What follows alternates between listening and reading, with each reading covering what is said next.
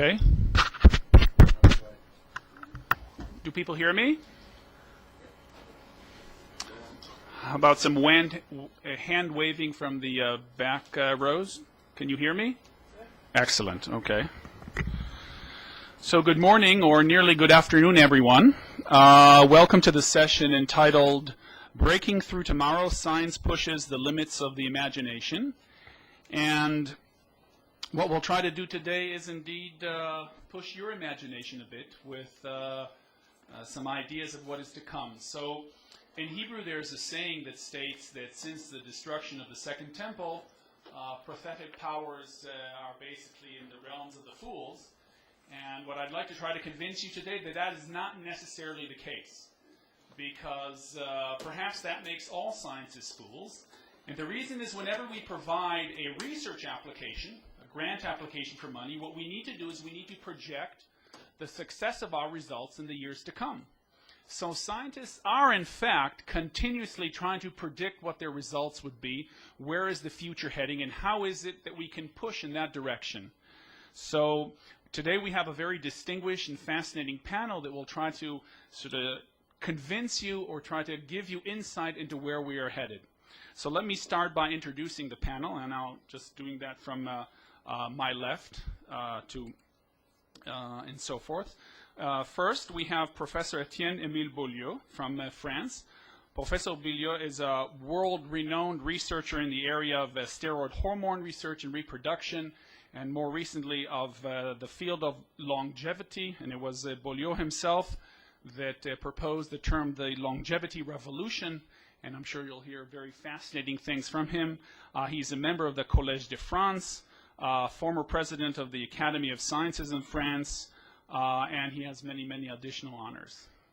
To his left, we have Professor Hugh Herr, that is a professor of biomechanics at MIT. And some of you might recognize that Professor Herr, up until 17 years of age, was considered, and again, this is Googling, one of the premier mountain climbers in the United States. And due to an unfortunate accident, I believe it was in Mount Washington, a severe frostbite resulted in requisite amputation, and that has led him to be both scientifically as well as personally interested in the field of biomechanics. And I think he's going to share us some of his insights, and I'm very much looking forward to hearing from you. To his right, we have, to his left, we have Professor Martin Perl, renowned physicist that won the Nobel Prize in 1995 for his discovery of the tau lepton. Professor Perl comes to us from Stanford University, and I can assure you that in addition to his dramatic impacts on the field of physics, he, as we've just noticed from our discussions before the panel, has fascinating ideas about other aspects that encompass nearly all of mankind's pursuits. So once again, I'm also looking forward to hearing his thoughts. To his left, we have Professor Evan Snyder, that won the award of coming the furthest to the Jerusalem from the West Coast, from the Burnham Institute. And Professor Snyder works on the fascinating area of stem cell research, which I'm sure most of you have heard about. This is one of the most promising avenues of research of how medicine might be aided by basic research. It's a beautiful combination of how basic and applied research are in fact one today. There is very little distance between them. And last but not least, we have our very own Professor Mona Sorek, or as most of you know her as Mona. Professor Sorek is one of the leading neuroscientists, genetic neuroscientists in the world, renowned for her studies of the genetic response for stress. And she was the former dean of the Faculty of Natural Sciences, the Hebrew University. And Mona has, again, like most of the members of the panel, wide encompassing views on many areas of science, let alone her particular area of expertise. So what I'd like to start doing right now is I will provide, you will hear a short introduction from every member of our panel. And what I'd like you to do after that is I'm going to pose a few questions, or I will allow the audience to pose questions after those introductory remarks. So, Professor Pearl, why don't you please start? So to push the panel going. Yeah, well, thank you. I've been in engineering and science just about 60 years. I started out as a chemical engineer, gradually moved into physics, through atomic physics, I've been through high energy physics, and now I'm sort of in a new part of physics called additive interferometry, which I won't bother you with. What I want to talk to you about is what I've seen in all these years, what seem to be the elements in creativity and innovation in science and in engineering, and I include in that medicine. Creativity is a big word in all fields are creative, but in science and engineering we have a particular problem. It's no use being creative if it doesn't agree, first of all, with the laws of nature as we know them. So you must fit into that. And a good example is the old idea of the perpetual motion machine. Why not have a machine that just produces energy just out of nothing? As far as we understand the natural world, that cannot be done. We might be wrong, but then it's a long process to show that you can do it. Okay, so the first thing is you must what you create must fit the laws of the natural world. This is different from art or dance or literature. Second, it has to be feasible. It has to be practical, because a lot of what one does has to do with making things that the world wants.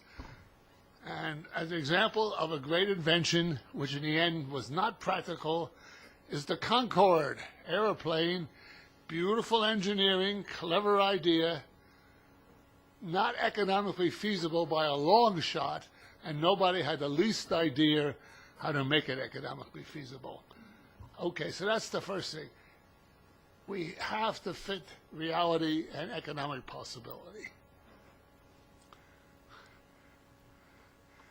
Now, what are the conditions to be creative in engineering and science and medicine? What does one have to have? Well, I'm going to be dogmatic about this. You have to be competent in mathematics. It may be that most of what you do has nothing, you don't describe your work by mathematics, but mathematics is the heart of science and engineering. And you just have to be competent in it. If you're not competent in it, you just do something different. I mean, I'm a very slow swimmer. And everybody has different abilities. When I swim in a Stanford pool, I get passed by the young people, young women, and they pass me very easily, and they're only on the kickboard. They're not even using their hands. Now, their ability is in swimming, and I hope other things. Mine is in mathematics. It's just the way nature is. Number two, visualization. You have to be able to visualize what you're doing, both in terms of what it is on the atomic level or the cosmological level. You have to be able to visualize how you will carry this out, this experiment, this idea. You have to have the ability to visualize, to look both in space in a way and in time. And this atomic interferometry, which I won't it provides a way, for example, to measure magnetic fields very, very well. And I had some thoughts that maybe the MRI machines could be much simplified because we can measure fields so well. But I don't know anything about MRI, and I don't have a visualization path. I don't see how if I would start what I know now, how I would get there. So either I don't work on it or I have to find people who know much more than me. So that's visualization where you're going. Next is imagination. Of course, you have to have imagination. And the trick in engineering and science is to start out very broadly and then bring it down to something you can do. And it just has to be there. So if you're not an imaginative person, that's not a field also for you. Okay, now the big rule, and it's tough these days because of funding, is to work in the field of ideas that interest you and to work in the ideas that you have. And that's not so easy when you're young, because how do you get the money? But I've seen it carried out in a very strong way in the end. My professor at Columbia was Isidore Rabi, who also had a Nobel Prize. And although he was very famous, he hated when other physicists came up to talk to him. He didn't want to hear their ideas. He only wanted his ideas, which sounds strange. And if they started, he said, I don't want to hear about it. I don't want to hear about it. So there's when you can, it's not easy when you're young, you work on your own ideas. Finally, face your skills. Some people look into a microscope and see exactly what they're looking at. Other people can never see it. Some people are very good with their hands, and it's particularly, of course, important in the medical sciences. Other people are not. Learn your skills and work on those. Don't try to push yourself into things you cannot do. Now, what about helpful hints in being creative? Okay, even though you're working on your own ideas, pay attention to what other people are doing in your field. Don't think that you have to invent everything yourself. If something has been published in the open literature, then copy it if it's a good technique. If it's patented, see if you can get a license for it. You don't have to do it yourself. And another part of that is respect everybody else you work with. For example, up to recently we were doing a lot of things in big vacuum systems. And in all our meetings as to how to design things, we always had our welder. Because we would say, well, we're going to make this part out of aluminum. And he would say, that's the worst idea I ever heard. I'll never get you a good seal in aluminum in this case. So include everybody who's working with you, because they will have things. Okay, now here's a strange thing. But limit your working hours and limit the working hours of your students. It's very hard. In the U.S., they're crazy, and everyone boasts, oh, I work 24/7. Now, first of all, the professors all lie. What's their work? They come in, they have their coffee and look at their email, then they have a meeting for an hour or two in which more coffee is brought in. Then they go out to lunch, a working lunch, whatever a working lunch means. I've never understood that. So they lie. So limit working hours. Make the students go off and do things. Finally, teach people who are working in science to be patient with themselves. Things will go well sometimes and badly sometimes. So that's really how to be creative, doing the best you can. Now, I'm going to tell you a sad story. In engineering and in science, most of the ideas you get will be bad ideas. You will get 5 or 10, or if you're unlucky, 20 bad ideas for every good idea. And that's a good sign if you catch it in the end.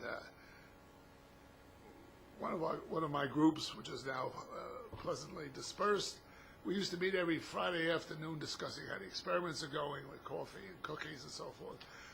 And about 4 o'clock, we'd get the most wonderful idea about something we could do with the same apparatus. We would do this. Monday or Tuesday, people would drift back in, faces down. Oh, God, this thing violates Maxwell's equations. It's not going to work. So just be prepared for that. And even the greatest people make mistakes. Einstein, who is the idol of every scientist, and particularly Jewish scientist, after 1925, really had a career. He died of 30 years of mistakes. He refused to pay attention to the new things which were discovered in physics, and his work was mathematically interesting, but it didn't work. Okay. Now, colleagues, find people to work with who are smarter than you, if possible. Okay? And hire people who are smarter than you, because you'll learn a lot more from them. And remember, for a young person, does something well, get them all the credit. Call them and say they did it, because then you double the credit. They get the credit, and you get the credit for having hired them. So you double it. And avoid colleagues who are fast talkers or fast thinkers. They're not good for you, because you probably think slowly. Avoid them. Finally, I'm going to stop with the art of obsession in computing, engineering, and science. When you're working on something, you must be obsessed with it. You must think about it all the time. If you wake up at night, don't think about your boyfriend or your children. Think about what you're working on. And don't pay attention to people who say, oh, you've got to read Nature, you've got to read science, you've got to know all this, you've got to understand this and that, and go to the seminar. That is wrong. You concentrate on what you're doing and maybe a few very related things. And obsession is very important.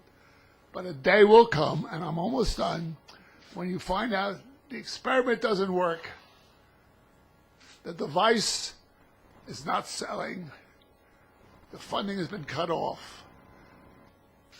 Drop the idea. Just drop it. Thank you.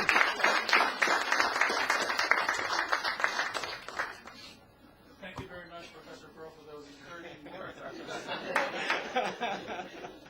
can say that dropping ideas I've done that pretty often, but with respect to one of your suggestions, I can clearly say that with respect to hiring students that are better than you, we're very fortunate here in Israel to have such excellent students. In fact, that's our biggest asset by far. I'm sorry. Okay, so as I said, our biggest asset in Israel is hiring very good students. Most of them surpass ourselves. So with that, we actually follow Professor Pearl's advice already. Now we're going to have Professor Chelmona Soeg give us her thoughts. Chelmona, please. So rather than focusing on what I do, this is better. Rather than focusing on what I do in the lab, I'll try to share with you the thoughts that I gathered by being the Dean of Science for 3 years, which covers all of the different fields of scientific research. And I believe scientific research in one way or another has been in the heart of human mind and thinking for many thousands of years, but it became much more powerful recently. And it does so in a different shape. And that different shape I called mega trends. So there are new directions in research, and when those take with them people from different continents, different disciplines, different expertise, they become a trend. And those shape not only science, but they are interrelated with societies. And I'd like to give you a list of some examples of that. So the very first one is, of course, information. We are all swamped with increasing huge amounts of information all the time. And if you wish, our major goal in life is to define those priorities that will enable us to correctly decide which information to spend time on and which is just rubbish and should be thrown away. In another way, you could say that when science became a prominent force in human societies, people saw that to some extent as an antagonism to religion. Religion talked about what you are leaving behind you, what will remain after you, after life. Science was now and then. But information technologies now enable us to leave a lot of what we think and do and write that would remain after us. So in essence, that is a merge between science and the other shapes that were driving society. If we go to the other end, we're talking today about nanoscience. We are making things smaller and smaller, and we are learning that size does matter. The smaller it is, the properties of that material will be different. New drugs will have to go through a whole lot of reapproval because when they are nano-size, the properties of that medication are modified. And of course, this will shape medicine and will lean a lot on information. If we go to the obvious opposite, there are mega projects in physics where if you look for the article, the first page will be totally devoted to the names of researchers because they come from different continents, different institutions. They all work together, for example, to find out, as we were hearing this week, that there are many more planets than we ever thought. And that is enabled by a joint force of people who use information technologies and their own professional expertise to create what we call a global research effort, which is certainly a mega one. At the same time, they are studying the fundamental forces of nature. What is the origin for those hurricanes that we keep hearing about, for earthquakes? You know, I was teaching across the road here in the Givat Ram campus a couple of years ago when there was suddenly a huge boom that the teaching hall rattled. Being here in Jerusalem, I immediately feared that something was happening in the government buildings. But I had a class to keep, and the student said, "What is this?" And I said, "What? This must be an earthquake." Immediately one of them phoned and said, "You're right, my mother felt it in Haifa too." And then I became serious and I said, "Students, there are rules in this university. If there's an earthquake, we all evacuate the room. We need to go out right now." But I just invented them to keep them calm in the class. But here you see a very small example of how information technologies change the way we relate to experiences. Of course, the field that I'm involved in and will make a very big difference is medical science, human health and well-being. Now, I won't dwell much about it because there are other speakers in this panel who will focus on that subject. Suffice it to say that from the era of medicine that would say take 2 aspirins and go to bed, we are moving to a tailored medicine so that every one of us will be treated based on our genetic repertoire with hopefully much better prospects. But the field that is the last frontier is, of course, cognitive science and the enhancement of intellectual and physical ability based on our brain power. So this is the era of brain science. And we are very fortunate in our university in having a lot of neuroscientists and superb PhD students who are attracted to this field. And what we see in that field is an example of a trend because they come from different disciplines. People would move to brain science after doing a degree in engineering.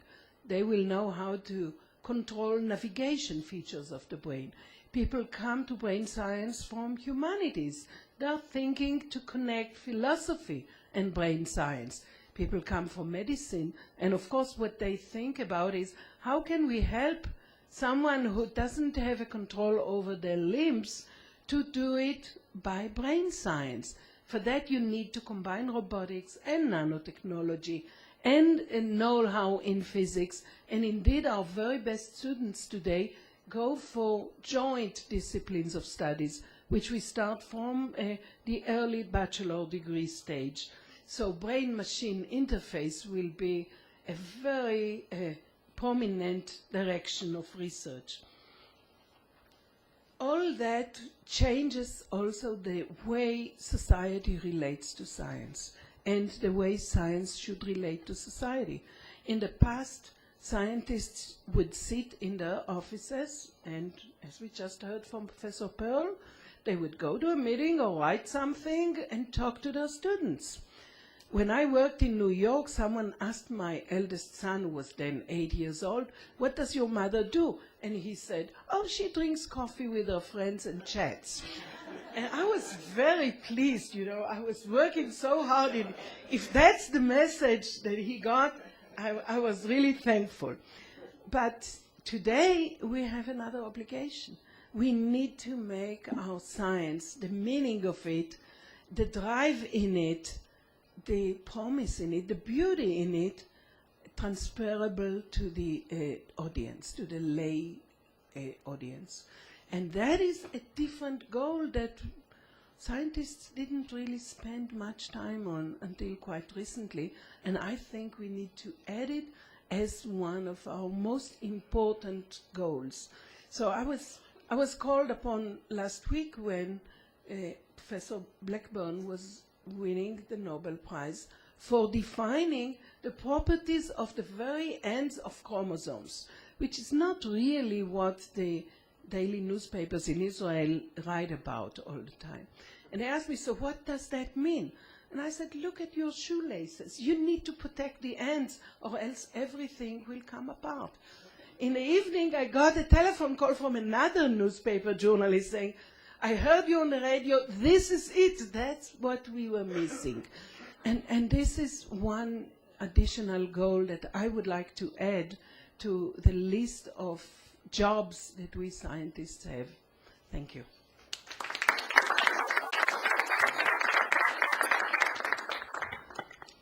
Thank you very much, Mona. Professor Herr, why don't you give us your view, your vision? How's everyone today? Can you hear me? As stated in the introduction, in 1982 I was in a tragic mountain climbing accident and suffered frostbite, and my doctors had to amputate both my limbs below my knee, patella level. So I'm standing before you supported entirely by artificial means. I'm silicone and titanium and composite from my knee down. So after my accident, I dreamed of climbing again. The answer is, how might that be possible? And the answer is technology. I developed feet that aim me to stand on small rock edges the width of a coin. And as you can see in the image, my height is augmented. I'm well over 2 meters in height, able to reach hand and footholds that no one else can reach. I developed spiked feet here to climb an ice wall. And here again, the advantage is my calf muscles never fatigue. I can stand it all day long. My fellow climbers with intact biological legs will fall off.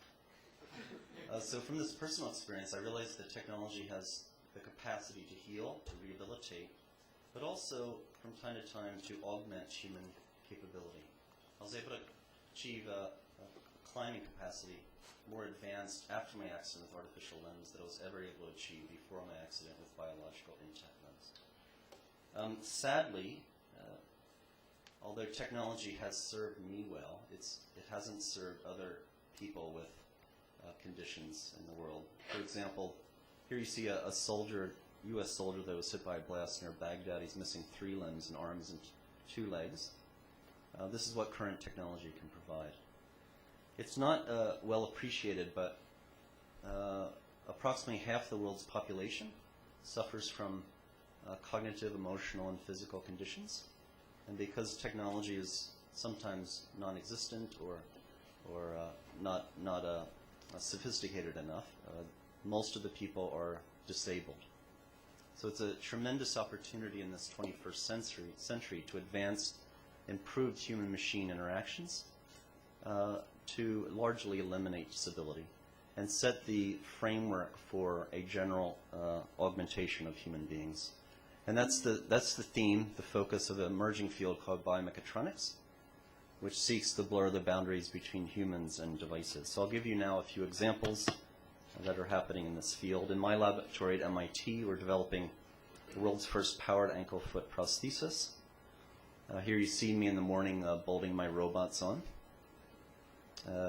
Each robot has 3 computers in it, so since I'm missing 2 legs, a total of 6 computers. Battery power, a modular. If I want to go hiking, I simply take more batteries with me in my backpack.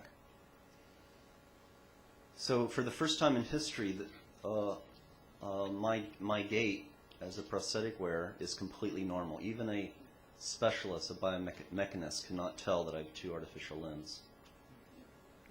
The robotic appendages sense that I'm on steps. sense that I'm going down a slope and adapt their impedance and positions.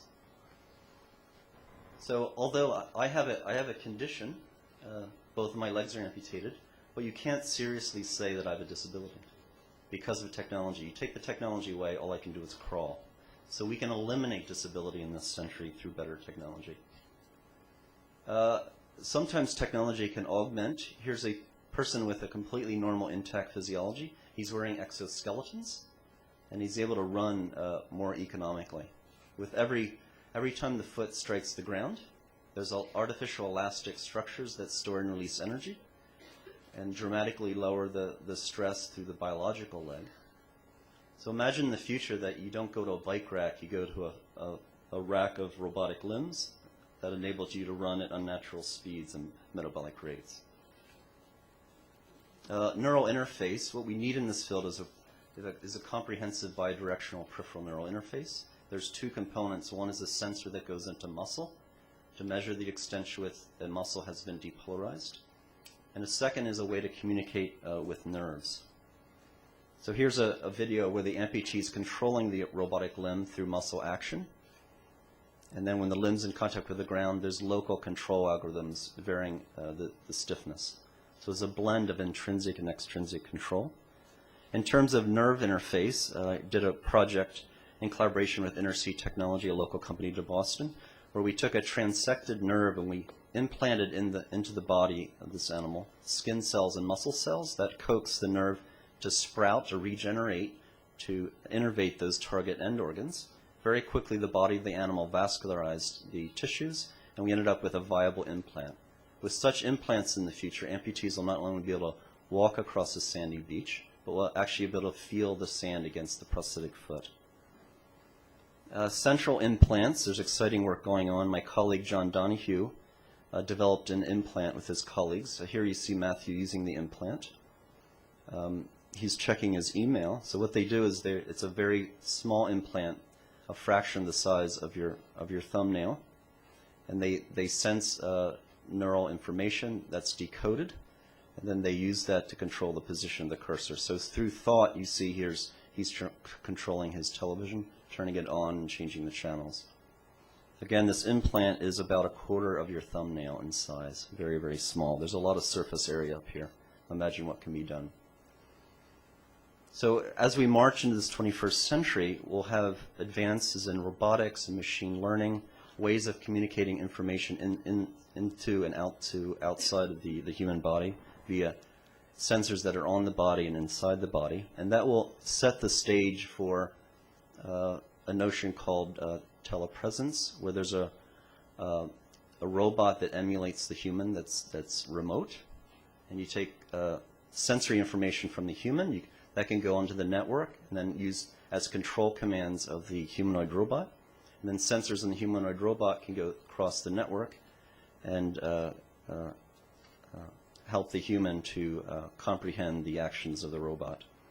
So such ideas, we can imagine the future that our network is not only information flow, but also has arms and legs, where you can exert work from remote locations. So I'll finish up. To summarize, in this field of biomechatronics, we see many types of devices that will be in the surrounding of the human, attached to the human intimately, and also implanted in the human that will fundamentally change human capability, physically, cognitively, and emotionally. Thank you. I'll put a period there. Thank you.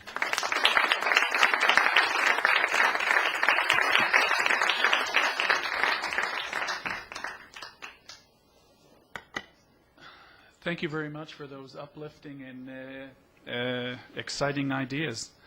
Professor Snyder, please. Great. Well, Dr. Herr's beautiful presentation is a great segue into what I'm going to be talking about, which is what my vision of healthcare is going to be like in the future. And I'm not actually talking about the really distant future. I'm talking probably within our lifetime, certainly within the next 10 to 20 years. And it's going to be, again, as you just heard, I think a confluence of many of the fields that you've heard a lot about: regenerative medicine, stem cell biology, bioengineering, bioinformatics, genomics, proteomics. And what I'll do is I'll quickly define what those terms are so you can get a vision of what I think it'll be like when we go to the physicians in the next decade. So stem cells, everybody's heard about that. There's really nothing all that mystical about that term. And in fact, what was pointed out to me actually was a Hebrew term, a Hebrew prayer that actually maybe presaged the field of stem cell biology. The prayer is, every day in his goodness, he renews the act of creation. Well, that's stem cells. Stem cells really are the most primordial cells of the body or of a particular organ. They're the seeds, if you will, the vanilla ice cream that gets molded into the rich diversity of flavors, the banana split, the chocolate sundae. But what this notion that these cells, these very malleable cells, exist all throughout development, from the earliest stages to the latest stages, have taught us an enormous amount about development, about injury, about disease, about regeneration. For me personally, this came, and it wasn't mentioned, but I'm also a pediatrician. And I became very, very early on, even as an intern, I became very impressed with how it is that babies and kids can rebound from injuries that would absolutely devastate an adult. And I talked to my professors, and they would say, kids do that. You know, but nobody knew why. Generations of pediatricians knew this, but nobody knew why. And I became intrigued, I guess, to use some of Dr. Pearl's guidance, and started trying to figure out at least what some of the molecular and cellular basis of that might be. And through a long series of experiments, found that at least some of that plasticity was programmed in cells that came to be called stem cells. Because this was in the nervous system, an organ that was thought to be absolutely rigid, this sort of helped give rise to the notion that maybe there is such a thing as regenerative medicine. In other words, medicine that just doesn't kind of block a disease process, but actually starts over again. So the notion of repair in regenerative medicine is essentially rebooting the computer, reseeding the lawn. Essentially, it's developmental biology redux. It's kind of doing a mulligan, if you like to play golf. And we learned that you could pull out cells from the entire continuum of human life, from the earliest stages where you were just a few cell embryo, and these became called embryonic stem cells, all the way to adulthood, where you still had very plastic cells, maybe a little bit more limited. But these cells, once you took them out and you expanded them, they could do many interesting things. One, you could imagine that they could simply be things that you graft materially, and you heard a little bit about how that might work. You could do cell replacement or gene replacement, or use the cells to protect other cells or provide guidance. But we also learned that these cells in a dish could be models of a person. In other words, model development, model a disease, model even an individual's kind of propensities. Now, what do I mean about that? And I should also mention that any of this absolutely demands that we not forget that we need to learn more about what the diseases are and more about development. I can be the best stem cell biologist in the world, but if you can't tell me what needs to be fixed, I'm absolutely helpless. We also know we need to be able to take these cells and instruct them. Some of these signals are inherent, some of them are not, and we have to know the difference and know how to do that. But if these are going to model an individual, what do I mean by that? Well, that's where we start getting into this notion of personalized medicine. It's the notion that you can take these cells from an individual. Maybe you could take the blood vessel cells from the umbilical cord of a child that's been born, or even the blood, or even the skin, for example, from the foreskin. And we're learning that we can take these cells, not only grow them as skin cells, but now actually do with those cells now that we have them. Well, one, we can profile. So what we can do is we can profile everything that we need to know about the individual that is encoded in these cells. So we can look at their transcriptome. it's transcriptosome. Well, that means it's genes. Or it's epigenome. Well, that means how they're configured. Or we can look at their proteome. Well, that just means the proteins they make and how they signal. Or the metabolome, which simply means, well, how does the cell maintain its balance? And we can get a molecular fingerprint on that particular person. And everybody can have that banked aside. And you can, now this can not only give us a molecular fingerprint on normal individuals, but also on diseased individuals and various diseases, and not just genetic diseases, but maybe even sporadic diseases. And then we can do compare and contrasting. How did this particular gene function in a normal individual versus in a diseased individual, or vice versa? And then we can do screening of molecules and screening of drugs. And we can do this in a robotic, high-throughput manner, so that, one, we can figure out the mechanisms of disease and normal development. Maybe we can discover drug targets, unique drug targets, and then the drugs to attack those targets, to block a disease or make something go well. A lot of this involves being able to take the cells and send them down different pathways. Why is it that if there's a gene that's defective in every cell, like Huntington's disease, why is it a neurologic disease and not a kidney disease? Well, maybe we can understand that and study that. Can we figure out the cell in this individual, the stem cell, that will give rise to cancer when that person becomes an adult, and then block it? Or a particular cell that it will be vulnerable to something and then try to fix it or replace it, even in utero?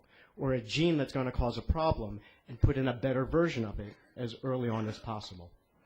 So if we put this all together, what do I see as what will happen in the next decade, let's say, as we seek health care? Well, a baby will be born, and we will get a sample of its blood vessels, because that'll give us a functional readout on the vasculature that affects everything. We'll probably also get a sample of the baby's blood. We'll also get a little sample of the skin and from the foreskin. That's an easy way, at least in Israel. And we will reprogram those skin cells to become these induced pluripotent cells, these stem-like cells. So we'll reprogram them. And then we'll profile them, and we'll figure out for this individual what diseases exist, what are the predispositions, and which drugs will or will not work in a particular kind of case. So now we'll have a fingerprint on the person, but we'll also have a personalized cell bank. And what will we do with that personalized cell bank? Well, first we will try to use them perhaps as graft material. In other words, push them step by step to become, in a very sequential, iterative fashion, the cell that this person may need at various points throughout its life. Maybe we'll figure out what gene to put in there. And the gene that we decide to put in there, whether it's a good gene to do something good or a toxic gene to block a cancer, will be tailored to that particular individual. But we'll also perhaps be able to make, as you heard before, some of these organs in a dish. Perhaps these neurovascular units that you can then transplant into a patient when that kid needs it, or who now maybe is an adult that's suited to that patient because it was created with its own cells. Here's where now not only bioinformatics but bioengineering comes in, because these organs will be created with biomaterials with the patient's own cells in a dish to be a kidney or a bladder or a heart or a joint.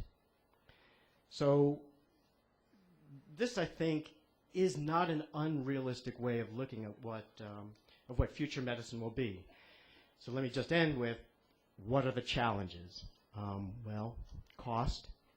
It's going to be expensive, but my own personal belief is that healthcare, and as you know, in our country, in the States, right now we're going through this enormous healthcare debate. My own personal belief is that healthcare is a right, not a privilege, that it's a service, not a commodity, and this should be available to everybody.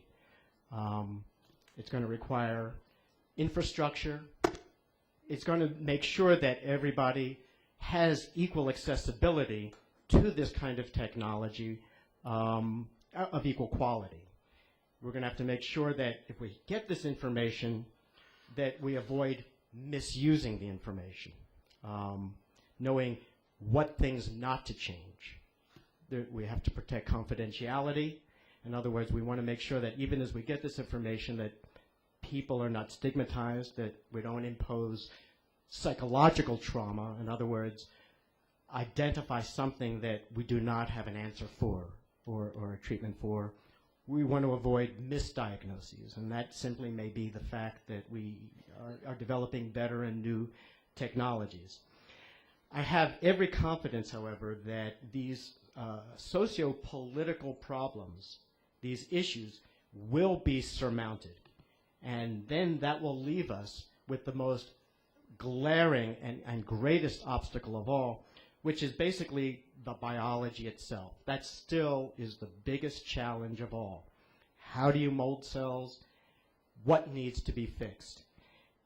I also hope that the targets of these kind of treatments and these insights will not simply be the high-tech, high-profile, very complex diseases, but that we can also then start applying this to more important, maybe even far-ranging problems like nutrition, prevention, immunization, in not only high-tech countries, but also developing countries. And I'm very impressed with what I've seen in Israel. I have many colleagues in the stem cell field that work here, and I think actually Israel will be a leader in everything that I just described. Thank you.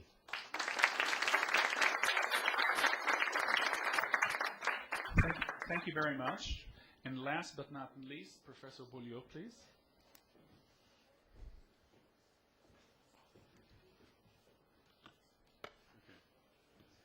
Good morning. We are really living an extraordinary period of humanity. We live longer. 6 billion 95 to 9 billion in 2050. And as you may see from that graph, so many people will become, happily I hope, aging in the best conditions. But this is not really what is going to happen if we don't take care of what is happening. Which one is it? This one. No? Could you show me which one is it?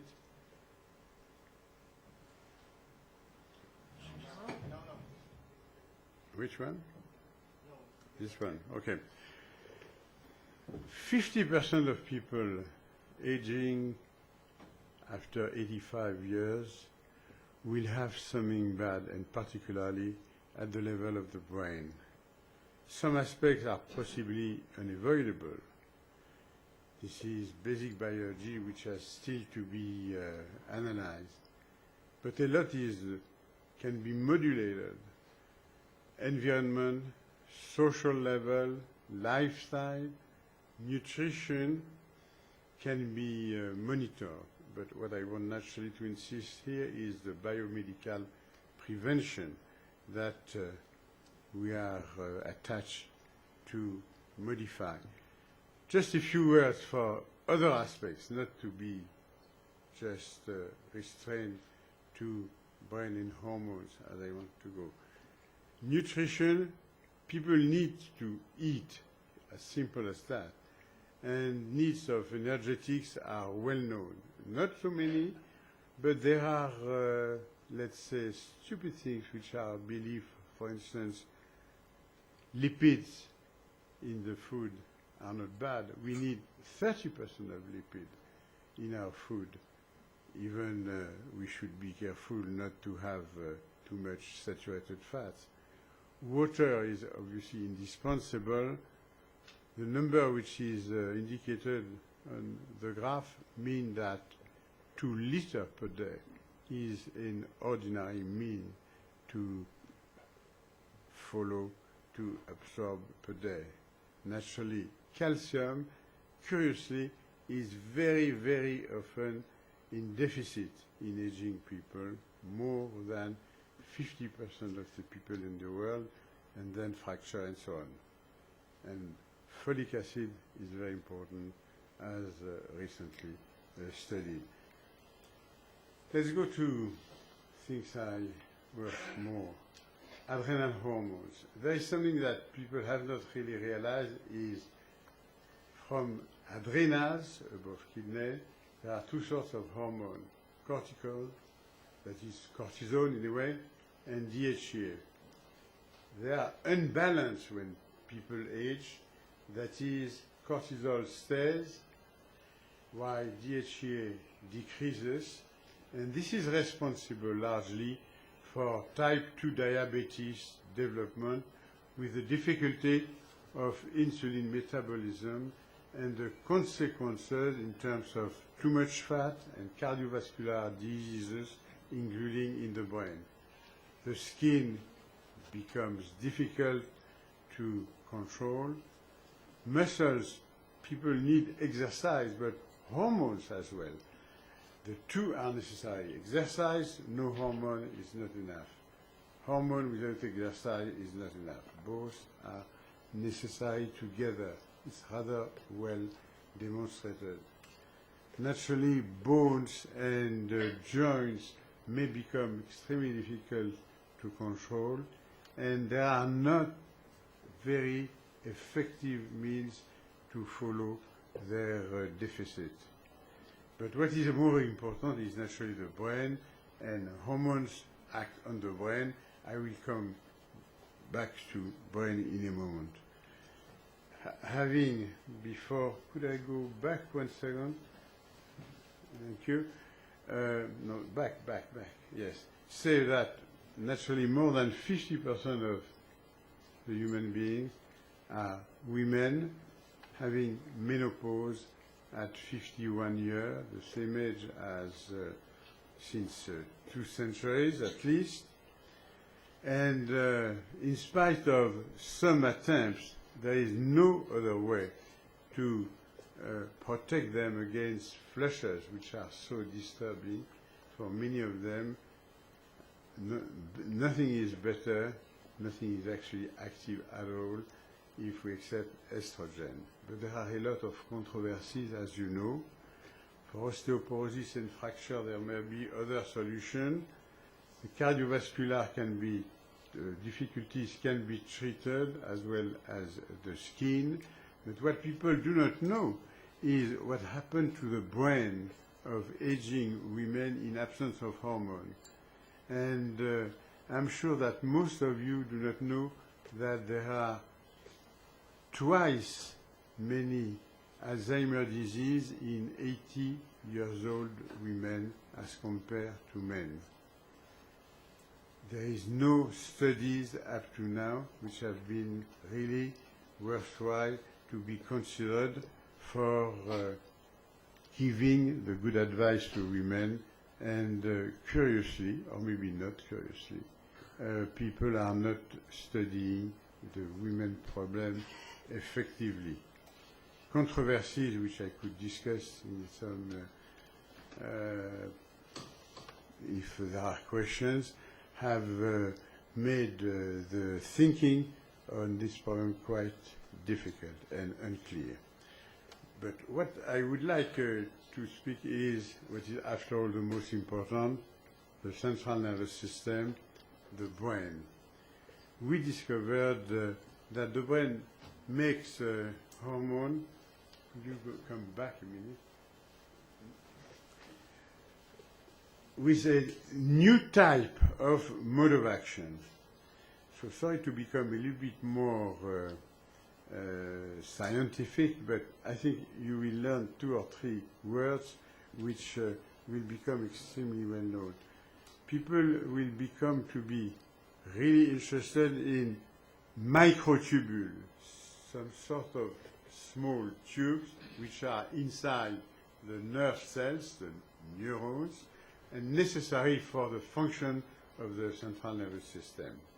And what we find is one of the neurosteroids, as I call them, such as the one which is on the board, can re-establish the structure of these microtubules when they are attacked by some trauma, when they are aging, when there are some diseases.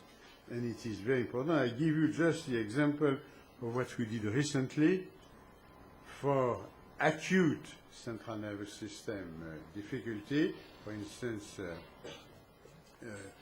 trauma. You may see the red line that the animals which have been traumatized, if they are treated just once with an analogous of the compound that we discovered as a neurosteroid, walk much better. So paraplegia should not occur after spinal cord trauma in the future. Currently, we are studying, with the help of the American Army, the same problem concerning brain trauma. And there are, with these neurosteroid derivatives, a new opening that in the future will become interesting for aging. As indicated on the slide, we hope to be able to make available to aging people new neurosteroid derivative which will treat the age-related microtubule difficulties that actually occur in all aging people. In other words, we have here a sort of general view, a generalist mean to improve aging brain that is nearly at hand. The last part concerns, in part, largely, the terrible word, Alzheimer's disease, or more exactly, other dementias also, because Alzheimer is one with two sorts of abnormalities, which are called plaque on one hand. This has been the strategy to attack the plaque, which are some sort of deposit of amyloid peptide between neurons, but up to now, no good result. And there is another hallmark of these dementias, that is abnormalities of another protein. You can remember its name because it's not that popular up to now, tau, T-A-U. And then the neurodegenerative diseases, most of them, if not all, and in any case all dementias, include abnormalities of the tau protein. Could be genetic, very rarely, could be other difficulties, and the anti-field is called tauopathy. What is very important and has been discovered is many years before there is any clinical event, there are biochemical processes, and so undetected clinically. And what occurs is the soluble tau, it's a very mobile protein, if I may say, becomes aggregated because of phosphorylation, adding phosphoric acid. And now what we just discovered is a new preventive therapeutic strategy based on something I'm going to show you in a minute for the first time, which is press currently.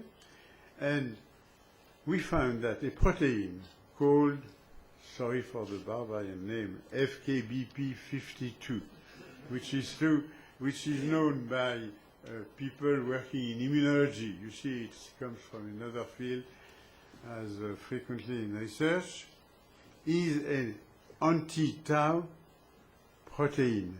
That is, everything bad that tau does is counteracted by FKBP52.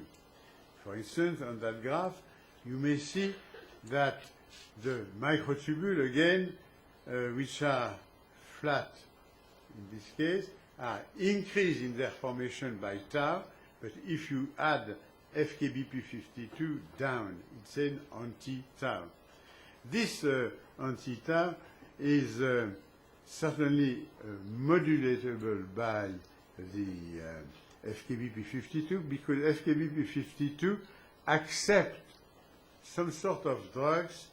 Each time I have a problem, could you come back a minute? Just a second. No, before again. Thank you. The tau is something which is indicated here. That's October to this month in a Nature review. Tau becomes the center of the problem for dementias. And by chance, we work on it since 2 years, and with some success that I believe you will judge very soon. These tau difficulties are inside neurons, not outside as plaque, and they destroy, there is this graph taken from a Nature review on the right for you, indicating that there is really neurodegeneration due to this tau difficulty. So now, when we work with FKBP52, we can also modulate this activity by small ligands, which are immunosuppressor. And what we found, which is remarkable, this is a rather extraordinary picture for those who among you are scientists. You see in green FKBP52 and the 2 arrows at the end of neurons. You see in red the tau on the right, and the two together are merged. That is, they are really in vivo. It's not just molecular biology as what I showed you before, but it's really in cello, in the cells, and in vivo studies that we are doing currently, showing that they are together in order to modify the tau function. And the last slide indicates this strategy. You have drugs, small molecules, modifying FKBP52 can increase its anti-tau activity, then work on the bad aspect of tau with phosphorylation and aggregation, and preclude the aggregation, which are very bad for the health of the brain, and then we counteract pathological consequences. So this is the end of my talk, and I just want to tell you that that sort of work is interesting in the general context of this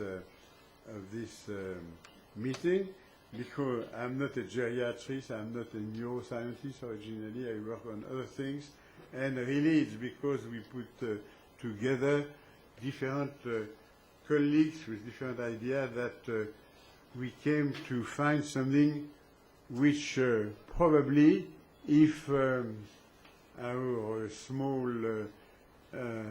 philanthropic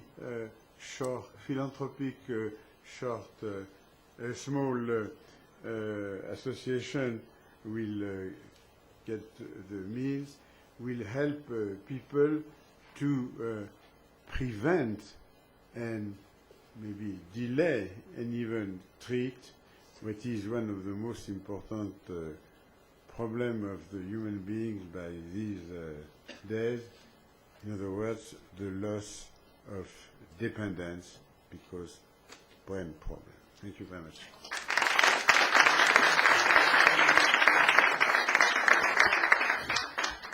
Thank you very much. We can all see in the audience that we have 2 tau experts here with us today, one from the realm of physics and one from the realm of biomedicine. And since we are running slightly short on time, I have many questions that I'd like to ask, but perhaps I will refer first to the audience. We'll give you precedence if there's anyone that would like to ask our panel members a question. Please, go ahead. I would like to ask the MIT. Can you make me? Mike, I'm sorry, there's a microphone over here. I would like to ask the. First of all, you are all. Switch, excuse me on that. Is there one putting that over?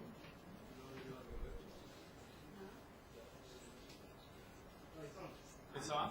Okay. Okay, all of you were impressive. And for somebody at the age of 81, I'm particularly interested in the Alzheimer. But you, before I get to Alzheimer, can you make me grow? And a small question, what happens to you these days at the airports? Good question. Well, if you allow me to amputate your legs, I can make you as tall as you would like. Airports are difficult.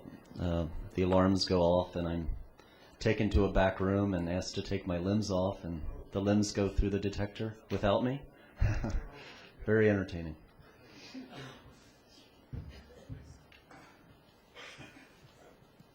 It's a bit of a hypothetical question. If you can you clone from a stem cell? Can you create from a stem cell a brain? And in theory, can you transfer the memories and knowledge of people to that brain in 50, 100 years from now? Well, let's divide that into two parts. You can make, you certainly can make neural tubes, which is the earliest stages of brain development, and various kinds of nerve cells in a dish. As to where memories reside, nobody knows really.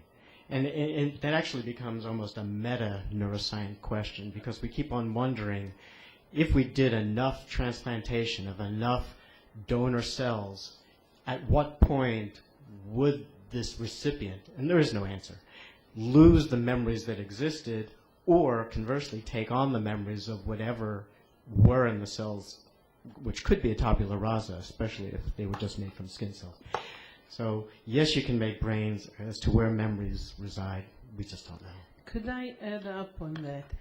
In the field of brain research, we today lean a lot on brain mapping, which are efforts to detect those areas in the brain that become active when you're thinking about a specific topic. This is developing very rapidly, and today you can be put in a machine and someone will tell you, now you're thinking about something sad or something happy or sex or something really related to language abilities. So it's a question of time until we'll know exactly where is what. The next aspect is there are technologies that are being developed to put you in a magnet and change your brain activities. This is much less developed yet, but it is becoming more and more important, so that today people are starting to treat depression by transmagnetic activities. Now combine these two fields and you get a mega trend. If people who map the brain will talk to those people who affect those activities, eventually we'll get the possibility to change brain or brain activities in a desired way, and perhaps even to map those so that we'll be able to keep them. Can one move that to another human being is a totally different question. So we'll probably need to put much more effort on brain research in order to make it more powerful than it is today.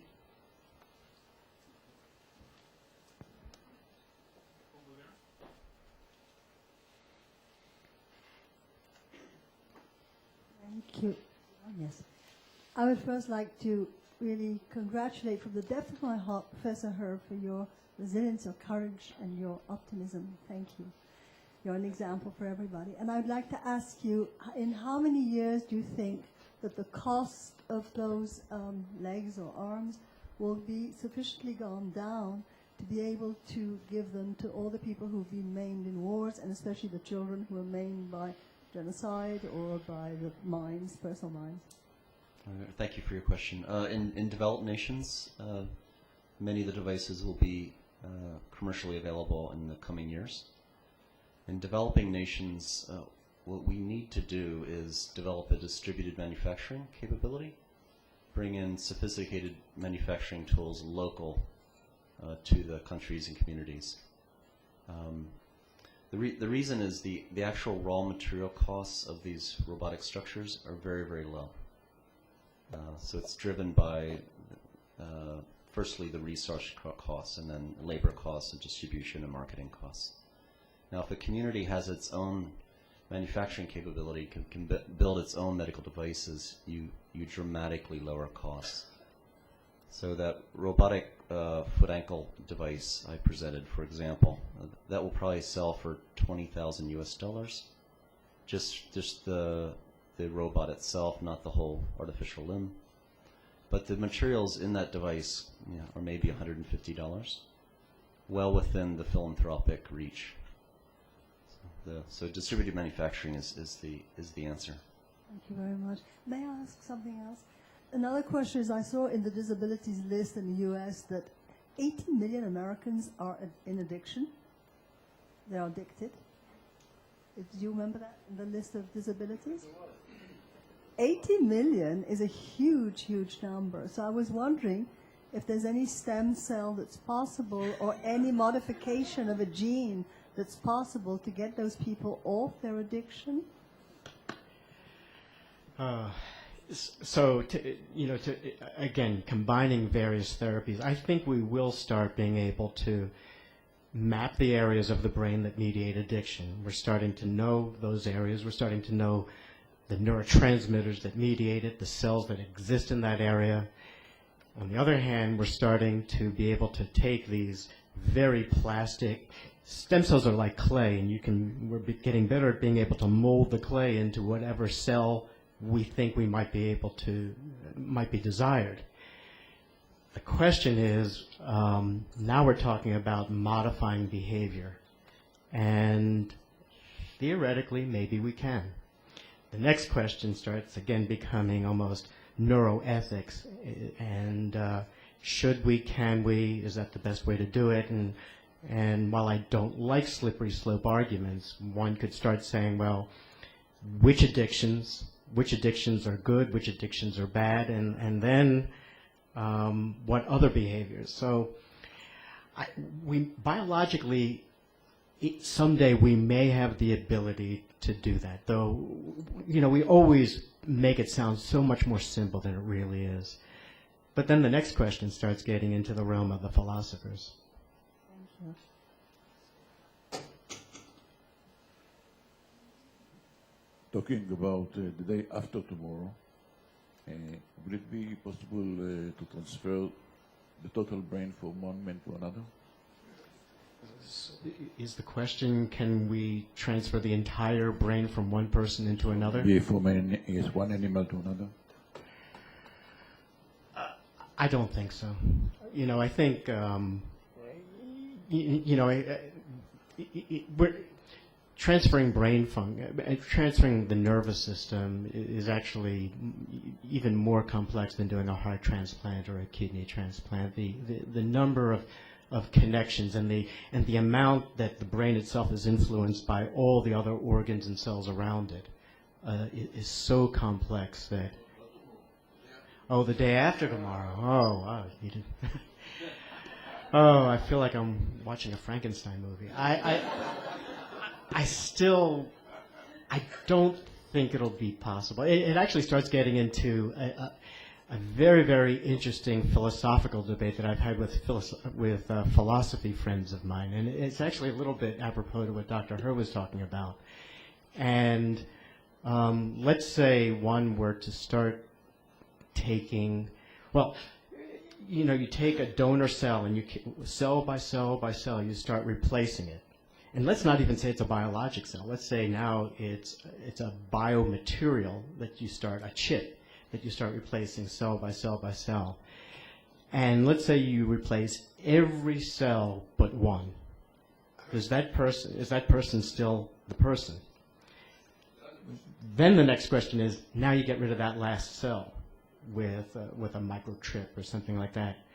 Is that person stop becoming that person? So again, I seem to be getting all the philosophical questions here.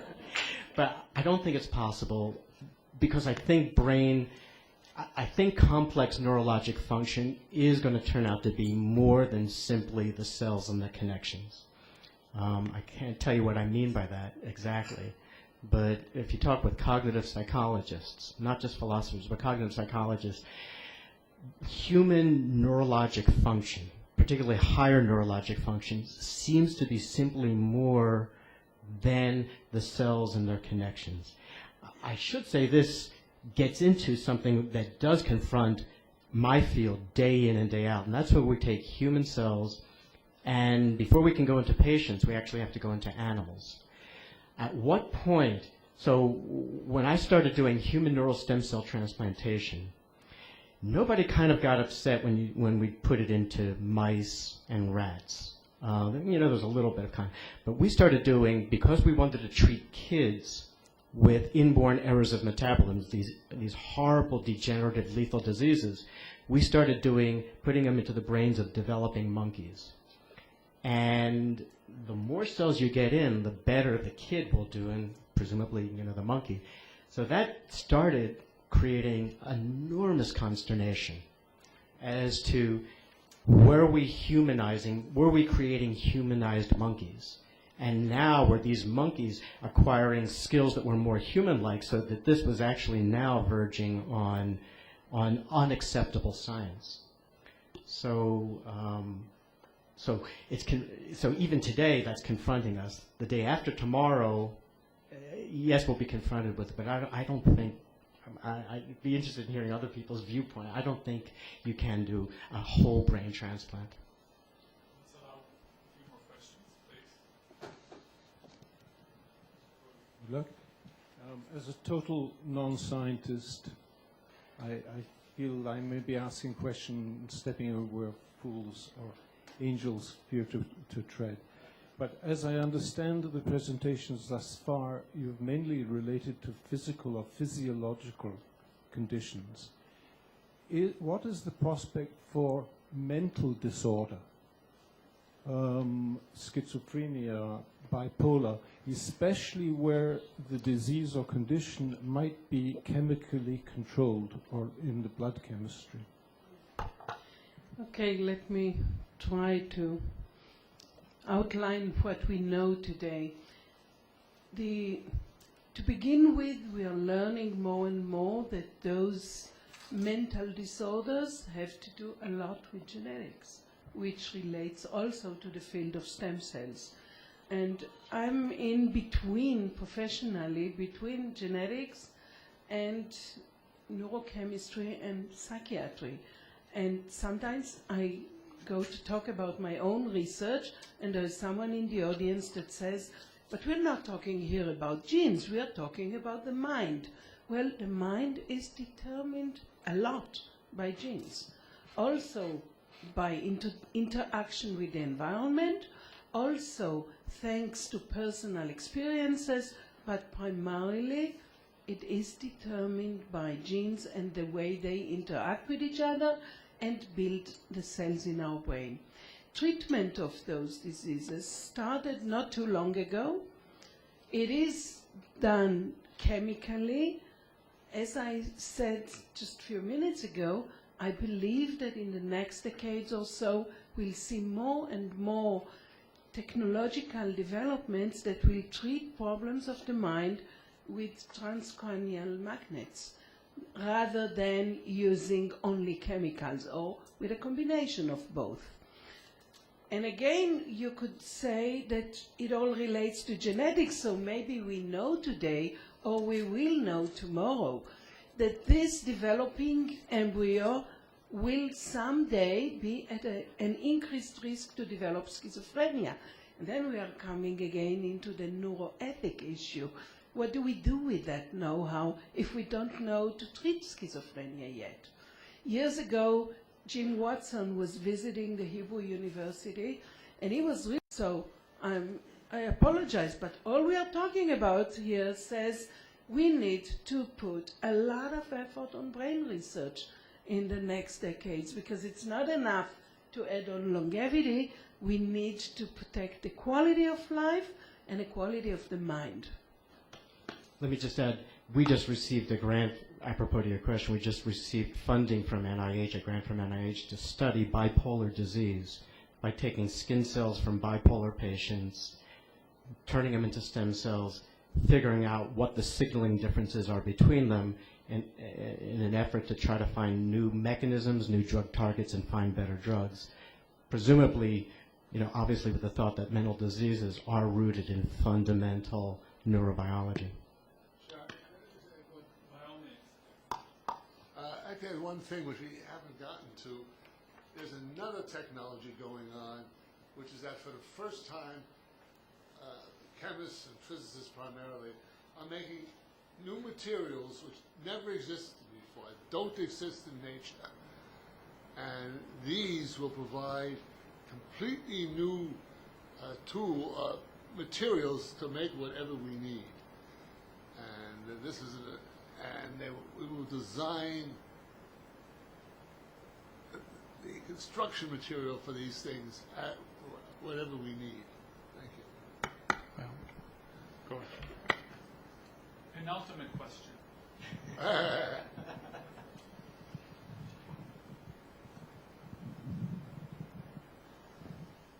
Hi. I'm coming from the field of bioinformatics and protein design, but I have actually two questions, small ones. The first one is, you have on the highway to making organs, bionic organs from stem cells, and you are making organs from, let's say, mechanical means. My question is, where do you think will be the meeting point between the carbohydrate world and the silicon world? When will bionic organs will have both technologies implanted together?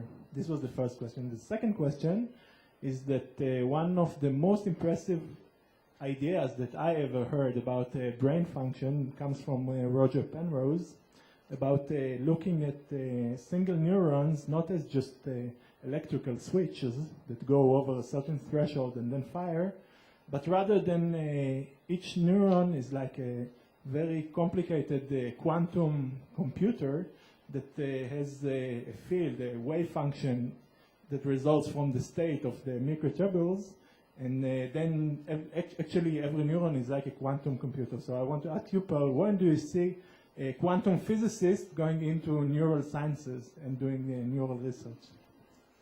Can I just say something? It's very bad. That's very bad science. You have to do the laboratory work in order to know what you're talking about. And the physicists have the worst arrogance of all. And I'm very mistrustful. But what you're probably getting at more is the notion of multidisciplinary approaches, where biologic material meets organic chemistry and biomaterials, and that's happening now. I think that science is becoming exceedingly collaborative, exceedingly multidisciplinary, and even right now, you'll have and maybe stem cell biology has forced people to reach out into other areas, but we talk all the time to chemists and physicists and bioinformaticians and biomaterials people. I myself, in our own group, we've done a lot of implantation of stem cells integrated with biomaterials that then bear different glycoproteins on them and things of that sort. Okay. Speaking broadly, in today's world, we know a great deal about synthetic materials. For example, steel and rubber.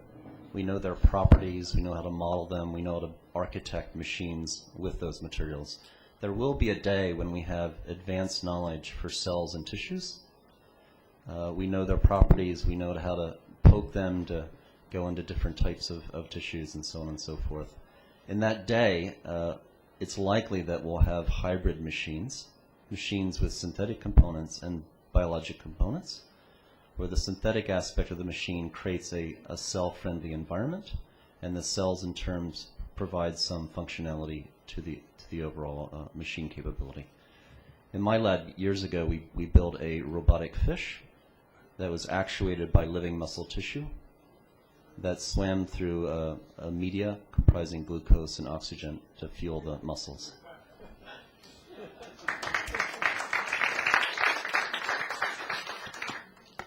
Well, the penultimate question ended up being the ultimate question. So I'd like to thank our panel members for this very stimulating discussion. I think we all have many, many ideas to think about after we leave this panel. Thank you very much again.